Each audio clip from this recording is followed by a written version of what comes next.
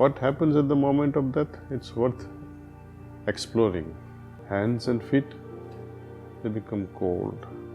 Haven't you felt this when someone is dying? You'll notice that hands and feet will suddenly become cold. The soul takes an exit either through the eyes or through the ears or through mouth, and the eyes are turned backward.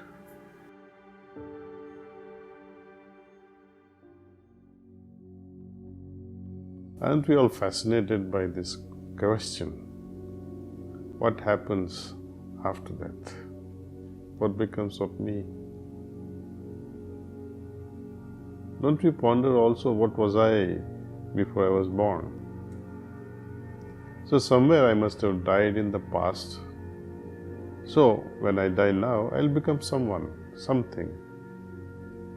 And this circle goes on and on and on, unless, of course, this new mechanism which yogis have invented, from their experiences they have claimed that there is a state that is of a liberation or a moksha. And what happens to an individual soul that is liberated? Does it mean he will not be incarnated again? Not really. True liberation is where you have total freedom, absolute freedom of being born again or not. You may choose to be born or you may choose not to be born again. See? Time is a big thing. In Gita, Lord Krishna says, Kalosmi, meaning I am time. Time creates and time alone kills. This is the inevitable law of time. What happens at the moment of death? It's worth exploring. When death is about to come, first of all, the element of earth is withdrawn from the basic plexus. We call this plexus as Muladhara Chakra. And once this earth element is withdrawn from Muladhara Chakra, it moves up to Swadhisthana Chakra, hypogastric plexus. This is the place of water element. The earth element is then converted into water. Hands and feet, they become cold. Haven't you felt this when someone is dying? You'll notice that hands and feet will suddenly become cold. This is the dissolution of water. Then, when water is withdrawn from the hypogastric plexus or Swadhisthana Chakra and is accumulated here at the solar plexus in the region of our navel or Nabhi Chakra, it then becomes fire. The region above the navel, above, it will become warmer. This is the dissolution of fire. Then the fire is gradually withdrawn and moves upward to cardiac plexus, Anahata or Hridaya Chakra, where it meets with air, mixes with air of the heart region. And the whole body, it begins to tremble. This is the dissolution of the air element. After that, the air of the cardiac plexus is withdrawn to the ether element, and it somehow dissolves the element which is present at Kantha Chakra or pharyngeal plexus.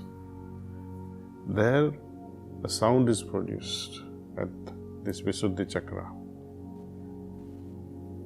With this sound, once the sound is produced, what happens? The soul takes an exit either through the eyes or through the ears or through mouth, and the eyes are turned backward.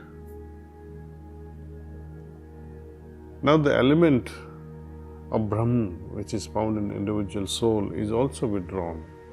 This is at this point, precisely the eyes, they turn back and now they merge in the Virat element.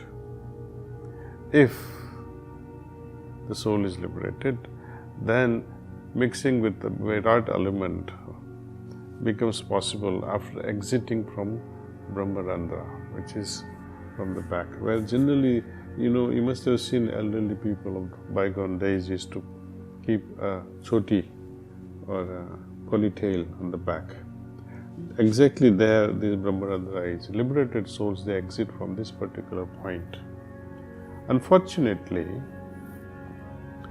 tradition holds on to this idea so strongly that even after death, even when the body is totally burnt and some parts of skull remains, they will smash it. And they smash it in such a way that the soul gets to leave from this 12th or the Brahmarandra chakra. But this is inhuman, this is violent.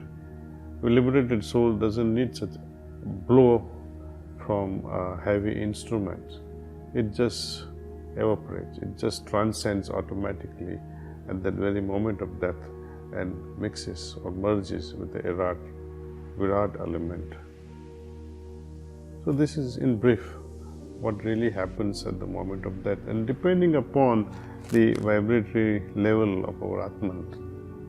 If it is Sattvic, there too there is a whole spectrum of Sattvikta. If it is Tamasic, there is a spectrum of Tamasikta. And if it is Rajasic, there is also a spectrum. To what extent is it Tamasic or Rajasic or Sattvic?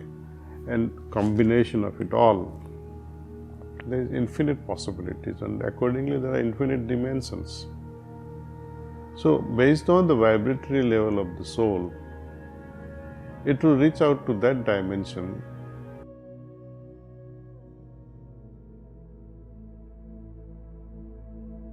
So in one way, when we are meditating,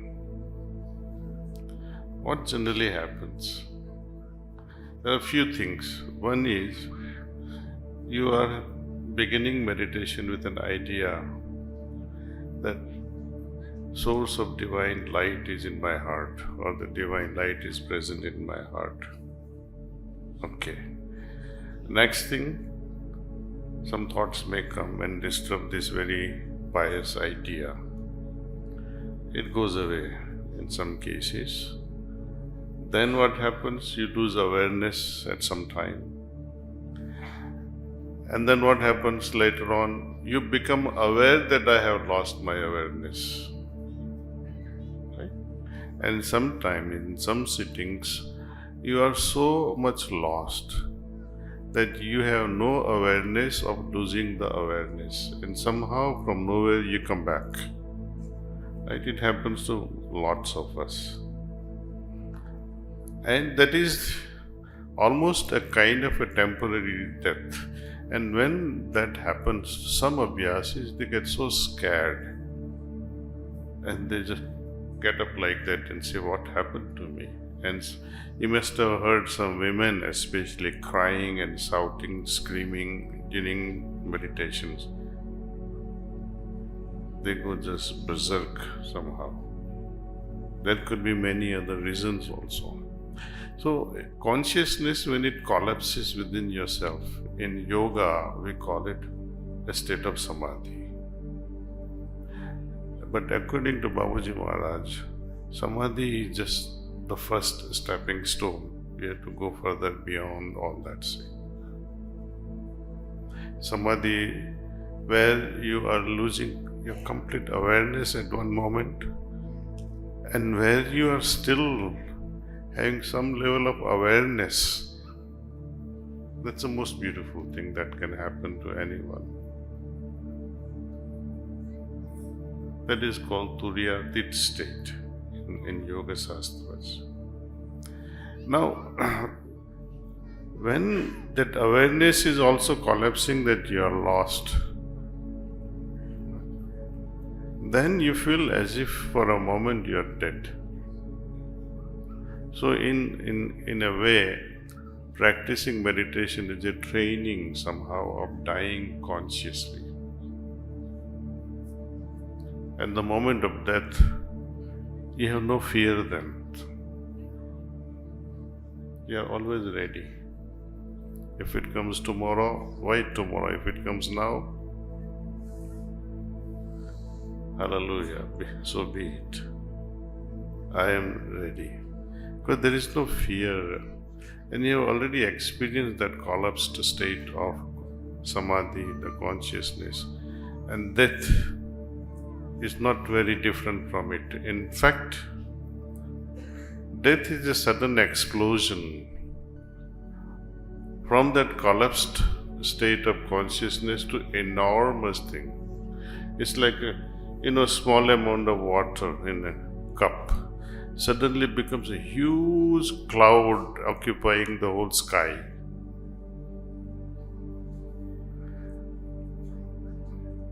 So yogi of that caliber somehow is everywhere. His consciousness, his awareness is everywhere.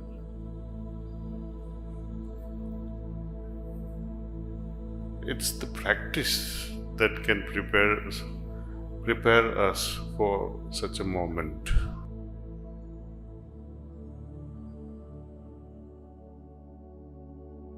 Believe in ghosts and they believe in spirits. They believe in the spirits of grandfather and great-grandfather and elders. When we look at such things, do you believe or you don't believe? When you ask me that question, I would say, yes, I do believe in all that. I do believe that spirits are there. I do believe that ghosts are there. I do believe that elders' soul can guide us. Now, in order to take the benefit of great souls, elders who are willing to guide you, what should be my role in the whole equation? What should be my preparedness so that I can receive the guidance according to their desire? Sometimes they say something and you don't listen properly. Even when you are, let us say, face to face with your father who may be alive, your mother whom is alive, and she says, do this, boy, or my dear daughter. Do you really do it? Even when you hear it with your ears? No, you don't. Often we fight, isn't it? We fight with Papa and Mommy. So, no, I will not do it. And when they are no more with us, or our grandfather wants to tell something to us, Papa is talking to us in the form of spirit. When you are meditating and all of a sudden some understanding comes in your heart that somebody is trying to talk to me, right? How would you get that message? How would you be confident enough to say, yes, this was the message? I don't say it's easy. It's going to be difficult. But our preparation should be, I should be pure in the heart. I should be reciprocating that and respecting that I can respect my elderly great-great-grandfather whom I have never seen, and they want to guide me. Am I prepared for all that? So, heartfulness way of meditation, I don't say that it plays with spirits and ghosts, etc., but it prepares for everything.